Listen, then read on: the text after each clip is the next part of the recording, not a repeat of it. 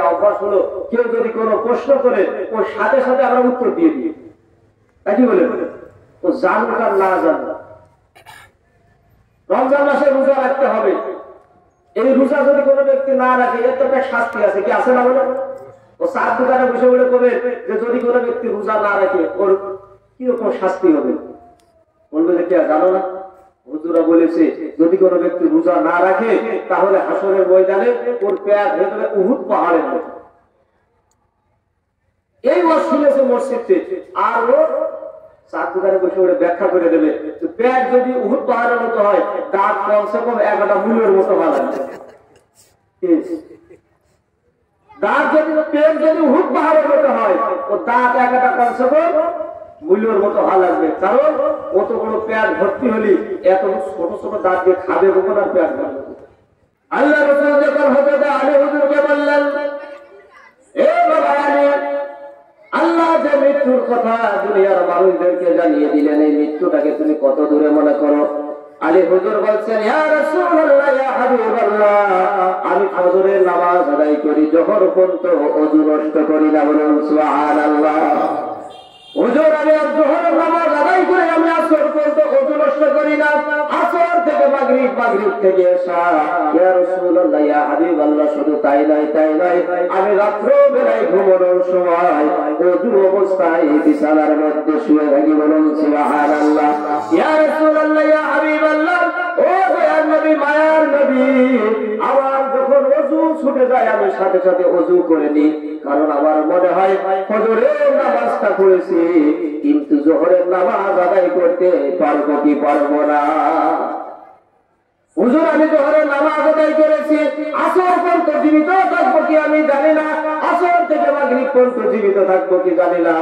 ইয়া রাসূলুল্লাহ, ইয়া হাবিবাল্লাহ, যার কারণে আমি এক ওয়াক্ত নামাজ থেকে আর এক ওয়াক্ত নামাজ আমি কখনো ওযু নষ্ট করি না, ওযু ছুটে গেলে সাথে সাথে ওযু করে রাখি।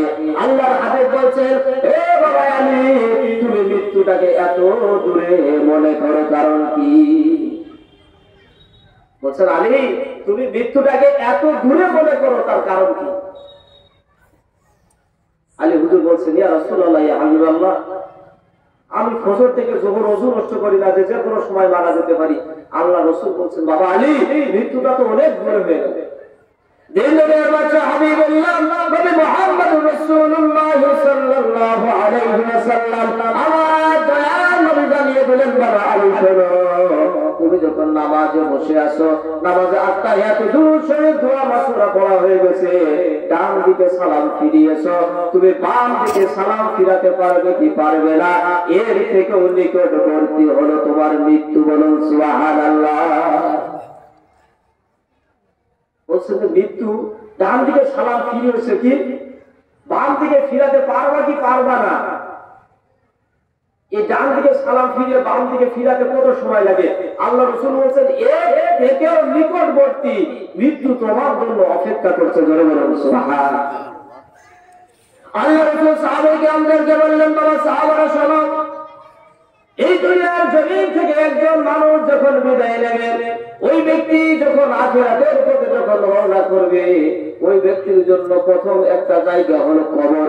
আল্লাহ রাসূল বলছেন, এই কবরের জগৎটা যদি কোনো মানুষের খারাপ হয়ে যায় তাহলে বাদ বাকি মঞ্জিলগুলো ওই ব্যক্তির ভালো হওয়ার সম্ভাবনা নাই। আল্লাহ হাবিব বললেন, বাবা সাহাবারা শোনো, যদি কোনো ব্যক্তির কবরের মঞ্জিলটা যদি সুন্দর হয়ে যায়, যদি কোনো ব্যক্তির কবরের জগৎটা সুন্দর হয়ে যায়, আশা করা যায় ওই ব্যক্তি আমার আল্লাহর জান্নাতের মেহমান হয়ে যাবে, বলুন সুবহানাল্লাহ। মৃত্যুর পরে সর্বপ্রথম আপনি আমি কোন জায়গায় যাই? কবরে। কোনে যাই? আল্লাহ হাবিব সাহাবাদেরকে ডাকতে বললেন, বাবা সাহাবারা শোনো, আল্লাহ রাব্বুল আলামিন আমি রাসূলকে জানিয়ে দিয়েছেন, ইয়া রাসূলুল্লাহ, ইয়া রাসূলুল্লাহ, ইয়া হাবিবাল্লাহ, আপনার উম্মতদেরকে জানিয়ে দেন গো নবী, এই কবর প্রতিদিন মানুষকে 4 বার ডাক দেয়। কয়বার ডাক দেয়? সবাই বলেন। কবর আপনাকে আমাকে কয়বার ডাক দেয়? 4 বার। কারণ আপনার আমার লাশটা কোন জায়গায় দাফন হবে আল্লাহ পাক ভালো জানে। তো যে জায়গায় আপনার আমার দাফন হবে ওই জায়গাটাই তো আপনার আমার কবর, নাকি বলে? এখন দাফনটা বাড়ি দিঘির পার, তাই বলে কি দিঘির পার হবে কোনো গ্যারান্টি আছে? তো জিনারা গোরস্থানও হতে পারে। আবার দেখা যাচ্ছে যে নদী পথে কোনো জায়গা যাচ্ছে, নদীর ভিতরে মাছের পেটও চলে যেতে পারে। আল্লাহ হাবিব বলছে যার যেখানে কবর হবে ওই কবরের মাটি প্রতিদিন ওই মানুষটাকে 4 বার ডাক দেয়। কয়বার? আল্লাহ হাবিব বলছেন বাবা সাহাবারা, প্রতিদিন মানুষকে কবর 4 বার ডাক দেয়। কি বলে ডাক দেয় তোমরা কি জানো? সাহাবারা বলছেন ইয়া রাসূলুল্লাহ, ইয়া হাবিবাল্লাহ, এই কবরের ডাকার শব্দটা আমার আল্লাহ এবং আল্লাহর রাসূল ভালো জানে। বলুন সুবহানাল্লাহ। কে ভালো জানে? আল্লাহ এবং আল্লাহ রাসূল। আপনার আমার একটা অভ্যাস হলো, কেউ যদি কোনো প্রশ্ন করে ওর সাথে সাথে আমরা উত্তর দিয়ে দিই। তাই কি বলে?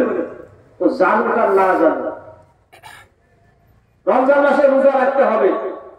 এই রোজা যদি কোনো ব্যক্তি না রাখে এর তো একটা শাস্তি আছে, কি আছে না? বলে ও 4 দোকানে বসে বলে কবে যে যদি কোনো ব্যক্তি রোজা না রাখে ওর কিরকম শাস্তি হবে। বলবে যে কে জানো না? হুজুরা বলেছে যদি কোনো ব্যক্তি রোজা না রাখে তাহলে হাসরের ময়দানে ওর পেট হয়ে যাবে উহুদ পাহাড়ের মতো। এই ওয়াজ শুনেছে মসজিদে, আর ও 4 দোকানে বসে ওরে ব্যাখ্যা করে দেবে যে পেট যদি উহুদ পাহাড়ের মতো হয় দাঁত কমসে কম 1টা মূলের মতো ভালো লাগবে। দাঁত যদি পেট যদি উহুদ পাহাড়ের মতো হয় ও দাঁত 1টা কমসে কম মূল্যের মতো ভালো লাগবে। কারণ অত বড় পেট ভর্তি হলি এত ছোট ছোট দাঁত দিয়ে খাবে কখন আর পেট ভরবে? প্রশ্ন করার যে দেরি, উত্তর বেরোতে দেরি না। আল্লাহ রাসূল যখন সাহাবায়ে-কেরামকে বলতেন বাবা সাহাবারা এই বিষয়টা কি তোমরা জানো?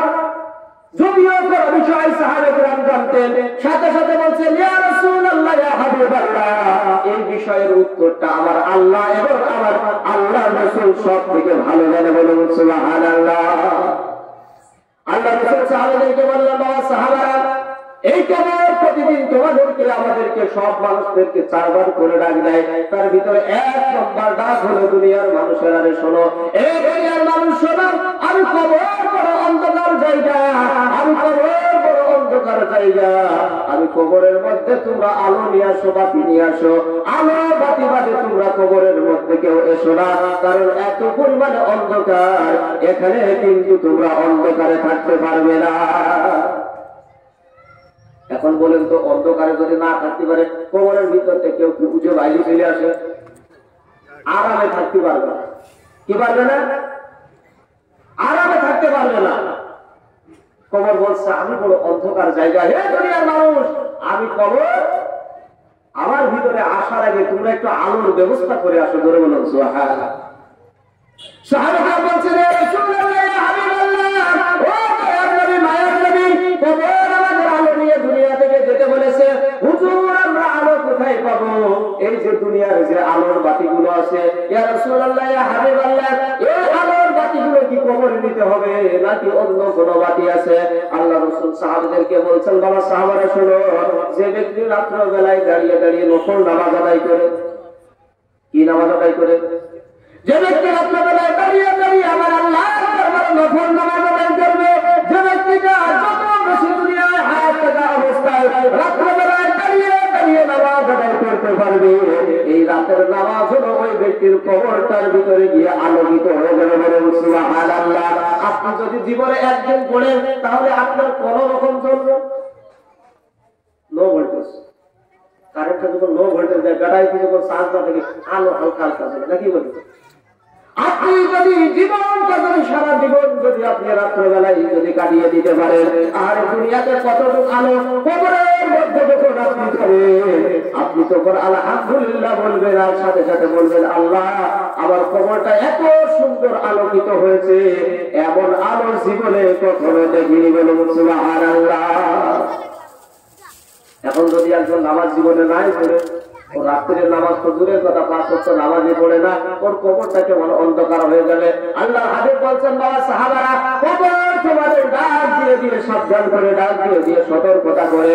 এই কবরের ডাকে যদি কোনো ব্যক্তি সাড়া না দেয় তাহলে হাজার কান্নাকাটি করেও কোনো লাভ হবে না, কারণ কবরের মধ্যে যে কি আযাব কি খবর, এই আওয়াজ এই শ্রবণ করার শক্তি আল্লাহ মানুষকে দেয়নি। আল্লাহ মানুষকে দেয়নি। যদি দিত তাহলে দুনিয়ার মানুষ সব অস্থির হয়ে যেত, দুনিয়াতে কেউ থাকতে পারত না।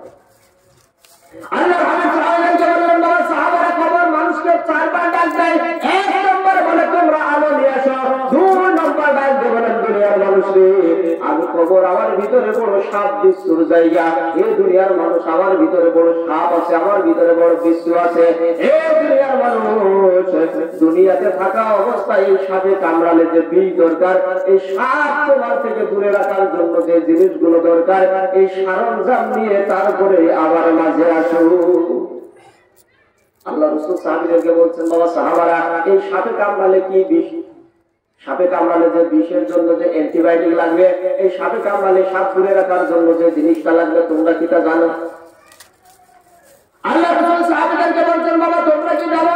সাহাবীরা বলেন, ইয়া রাসূলুল্লাহ, ইয়া হাবিবাল্লাহ, এই সাপ দূর করার জন্য, এই সাপে কামড়ালে ওই জায়গায় আরামে থাকার জন্য যে জিনিসটা দরকার, এই জিনিসের খবর একমাত্র আমার আল্লাহ এবং আল্লাহ রাসূল সব থেকে ভালো জানে। বলে সুবহানাল্লাহ। ইরানে আল্লাহ এবং আল্লাহ রাসূল এক নম্বরে বলছেন আলো নিয়ে আসো, দুই নম্বরে বলছেন আমার ভিতরে বড় সাপ বিচ্ছুর জায়গা। আল্লাহ রাসূল সাহাবীদেরকে বলছেন, বাবা সাহাবারা শোনো, এই দুনিয়ার জমিনে তোমরা যখন হায়াতে জীবিত থাকবে, ওই সময় একটু আমার আল্লাহর জিকির বেশি বেশি করবে। বলেন সুবহানাল্লাহ। কি করবে? আল্লাহর জিকিরে মশগুল থাকবে। কারণ মানুষের এই মুখটা হলো এমন একটা জিনিস, এই মুখ হলো এমন একটা জিনিস, মানুষ বলে মুখের গুণে দুধ ভাত, মুখের গুণে ঝাড়ার বাড়ি, নাকি বলে মুখের গুণে দুধ ভাত, আবার মুখের গুণে ঝাড়ার বাড়ি। এই মুখ দিয়ে একজন ব্যক্তি ফু দেয়, ওই ফুতে কাজ হয়, আর একজন ফু দিতে দিতে ফুটু মেরে দেয়, কেউ কাজ হয় না। আল্লাহ হাবিব সাহাবীদেরকে বলছেন, বাবা সাহাবারা শোনো, তোমরা সদা সর্বদা জবান দিয়ে আমার আল্লাহর জিকির করো, আমার আল্লাহ পাকের ইসমে জাতের জিকির করো, আমার আল্লাহ পাকের গুরুবাচক নামের তোমরা জিকির করো। সুবহানাল্লাহ, আলহামদুলিল্লাহ, লা ইলাহা ইল্লাল্লাহু, আল্লাহু আকবার, এমন ভাবে তোমরা জিকির করতে থাকো। তোমরা যখন একজন জিকিরওয়ালা বান্দা হয়ে যাবে, তোমাদের যখন কবরের মধ্যে রাখা হবে, কবরের চতুর্দিক দিয়ে যখন সাপ বিচ্ছু ঢুকতে যাবে, ওই সময় তোমার মুখের দিকে তাকিয়ে তারা ঢুকতে পারবে না। বলুন সুবহানাল্লাহ।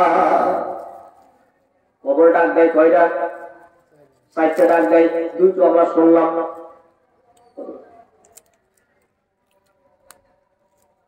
ডাক দেয় কয়টা? 4টে, শুনলাম 2টা, আর 2টা ইনশাআল্লাহ শুনে নি। কারণ আমি আলোচনা ওই বিভিন্ন দিকটা করি, যা করবো তাতে মনে থাকে, নাকি বলে? ডাক দেয় কয়টা? 4টে।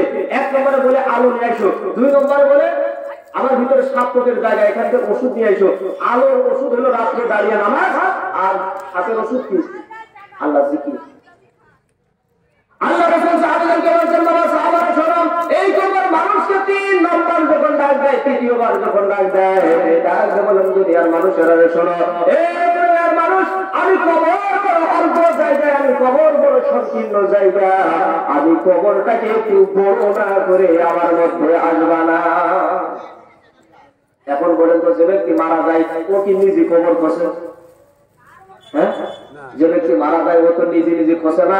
3.5 হাত লাগবে ওই জায়গায় 2 হাত বাড়াই দিয়েছে, 1.5 হাত লাগবে ওই জায়গায় 2.5 হাত করে দিয়েছে, একে নিজে নিজে করে। আল্লাহ হাবিব বলছেন, কবর বলছে আমার ভিতরে জায়গা অনেক কম, আমার ভিতরে অনেক সংকীর্ণ জায়গা, এই জায়গার ভিতরে তুমি আসার আগে একটু জায়গা খানা বাড়িয়ে আসো। আল্লাহ রাসূল সাহাবীদেরকে বলছেন, বাবা এই জায়গাটা বাড়িয়ে যাওয়া। সাহাবীরা বলছেন, ইয়া রাসূলুল্লাহ, ইয়া হাবিবাল্লাহ, ওই কবরের মধ্যে জায়গা বাড়াতে হয় কেমন ভাবে? আল্লাহ হাবিব বলছেন, হে বাবা সাহাবারা শোনো, এই দুনিয়ায় যখন তুমি হায়াতে জীবিত থাকবে, তখন তুমি তোমার সম্পদের ভিতর থেকে আমার আল্লাহর রাস্তায় বেশি বেশি দান করে দাও। বলুন সুবহানাল্লাহ। কি করে দাও? দান করে দাও। এই দুনিয়ার জমিনে হায়াতে জীবিত থাকতে তুমি যেমন তোমার সম্পদকে আমার আল্লাহর রাস্তায় ব্যয় করে দিলে, এর মানে ওই সম্পদের বিনিময়ে আমার আল্লাহ তোমার কবরটাও একটু বড় করে দেবে। বলুন সুবহানাল্লাহ। খুশি যদি একটা মারা হয়, 2টো খাওয়া যায়। কি বসে আজকে একজনের একটা মেরে দিয়েছে, ও কালকে আপনার 2টো দেবে না? শুধু একটু এদিকে ওদিকে হাত দরকার। আর ইনশাআল্লাহ আমাদের এলাকায় হয়, তো আমরা তো দেখে দেখে অভ্যস্ত, নাকি বলে? আজকে যদি একটা মেরে ধোয়া যায় কোনো কায়দায়, ও যে কোনো কায়দায় একদিন একদিন তো 2টো বস। তো দুনিয়ায় যে সম্পদ আছে, যে টাকা আছে, এই টাকাটা ইচ্ছা করলে আমি জায়গা কিনতে পারতাম 1 বিঘে, তা না করে সারা জীবনে যা দান করেছি কম বেশি এক জায়গায় যদি করা হয়তো, কমসে কম 1 বিঘে তো জমি কিনা দিতাম। তো এই জমি কিনলাম না, এই টাকা আজকে 5 টাকা, আজকে 10 টাকা, 20 টাকায় বলে দান করতে করতে চলে গেলাম, তাহলে আল্লাহ রাস্তায় যখন দিয়ে দিলাম, আমার রাসূল বলছে অন্তরে যদি আমার আল্লাহর মহব্বত, আমি রাসূলের মহব্বত, আল্লাহর খুশি থাকে, বাবা তুমি যে টাকাগুলো দান করলে, এই দানের ওসিলায় আমার আল্লাহ তোমার কবরটা বড় করে দেবে। সুবহানাল্লাহ। আল্লাহ হাবিব বলছেন একজন দানকারী ব্যক্তি যখন কবরের মধ্যে যাবে, কবর তার জন্য একটু বড় হয়ে যাবে, কবর তার জন্য একটু আরামদায়ক জায়গার ব্যবস্থা হবে। আর যে ব্যক্তিটা দুনিয়ার মধ্যে কৃপণ, ওর কবরে রাখার সাথে সাথে কবর আরো ছোট হয়ে চাপ দেবে, আরো ছোট হয়ে চাপ দিতে থাকবে। আল্লাহ রাসূল বলছেন বাবা সাহাবারা, কবর যে 3 নম্বর ডাক দিয়েছে, আমাকে একটু বড় করে আমার মধ্যে আসো। ওই সময় তোমরা কি করবে? দুনিয়ায় হায়াতে জীবিত থাকা অবস্থায় দান করো, এই দানের ওসিলায় আমার আল্লাহ তোমার কবরটা একটু প্রশস্ত করে দেবে। বলে সুবহানাল্লাহ। আল্লাহ হাবিব বলছেন বাবা সাহাবারা, এই কবর তোমাদের 4 নম্বরে যখন ডাক দেয়, ডাক দিয়ে বলে দুনিয়ার মানুষ শোনো, আমি কবর বড় একদম একাকিত্ব জায়গা, আমার ভিতরে কোনো সাথী নাই, আমার ভিতরে কোনো বাতি নাই, আমার ভিতরে কোনো বন্ধু বান্ধব নাই, আমি কবর এমন একটা জায়গা, আমার ভিতরে আসার আগে তুমি একদম তোমার বন্ধুর সাথে করে নিয়ে আসবা। বলেন না সুবহানাল্লাহ। কবর 4 নম্বরে ডাক দিয়ে কি বলেছে? আমি একাকিত্ব জায়গা, আমার ভিতরে আসার আগে একটা বন্ধু নিয়ে আসবা। কে নিয়ে আসবা? বন্ধু নিয়ে আসবা। এই যে হাফেজ তুহিন, ও আমার বন্ধু, এখন আমি যদি করে যাই, এখন হাদিসে আসছে যে সাথে করে একজন বন্ধু নিয়ে যাওয়া, এখন সবাই যদি কয় যে তুই তো আব্দুল্লাহ হুজুরের বন্ধু, তুই তুই সাথে দাও, কি যাও? এটা ও যদি এদিকে ওদিক হয়ে যায়, আমার যদি কয় তুমি যাও, আমি কি যাবো? আল্লাহ রাসূল বলেছেন বাবা সাহাবারা, কবর 4 নম্বর ডাক দিয়ে বলল দুনিয়ার মানুষ, তোমরা সাথী নিয়ে আসো, সাথী ছাড়া আমার ভিতরে ঢুকবে না। সাহাবারা বলেন ইয়া রাসূলুল্লাহ, ইয়া হাবিবাল্লাহ, দুনিয়ার যে বন্ধু বান্ধব আছে, একজন ব্যক্তি যদি মারা যায়, মরার কাছে কেউ থাকতে চায় না, ভাই ভাই হুজুর একজনের কবরের ভিতরে আরেকজন কি করে যাবে? ইয়া রাসূলুল্লাহ, ইয়া হাবিবাল্লাহ, আপনি আমাদেরকে একটু বলে দেন। আল্লাহর হাবিব বলছেন বাবা সাহাবারা শোনো, এই দুনিয়ার জমিনে যদি কোনো ব্যক্তি আমার আল্লাহর কোরআন তেলাওয়াত করা শিখে, যদি কোনো ব্যক্তি আমার আল্লাহর কোরআন তেলাওয়াত করে, ওই কোরআন তেলাওয়াতটাকে আমার আল্লাহ সুন্দর একটা যুবকের সুরত ধারণ করে দেবে। বলুন সুবহানাল্লাহ। ওই ব্যক্তিটা যখন একজন কোরআন পড়নেওয়ালা ব্যক্তি যখন কবরের মধ্যে যাবে, ওই ব্যক্তি দেখবে কবরের ভিতরে অনেক সুন্দর একটা যুবক ছেলে দাঁড়িয়ে আছে। বলুন সুবহানাল্লাহ। আপনি আমি যখন কবরে যাবো, আপনাকে ডাক দিয়ে বলবো, এ যুবক তোমার পরিচয় কি? তোমাকে তো চিনতে পারছি না, কারণ দুনিয়ায় তোমাকে কোনোদিন দেখিনি। ওই যুবক ডাক দিয়ে বলবে, আল্লাহর বান্দা, তুমি যে দুনিয়ায় যখন হায়াতে জীবিত ছিলে, তুমি যখন কোরআন তেলাওয়াত করেছো, ওই কোরআন তেলাওয়াত আমি আল্লাহ, ওই কোরআন তেলাওয়াত আমার আল্লাহ আজকে আমি যুবকের সুরত দিয়ে দিয়েছে। বলুন সুবহানাল্লাহ। ওই ব্যক্তি বলবে, আল্লাহর কোরআন, আমার আল্লাহ তোমাকে কোরআনকে যুবক বানিয়ে দিল, তুমি আমার কবরের মধ্যে কি করছো? ওই সময় বলবেন, আপনি শোনেন শোনেন শোনেন, যতক্ষণ পর্যন্ত না আপনি জান্নাতের টিকিট হাতে পাবেন, আমি কোরআন ততক্ষণ পর্যন্ত আপনাকে ছেড়ে যাব না। জয় সুবহানাল্লাহ।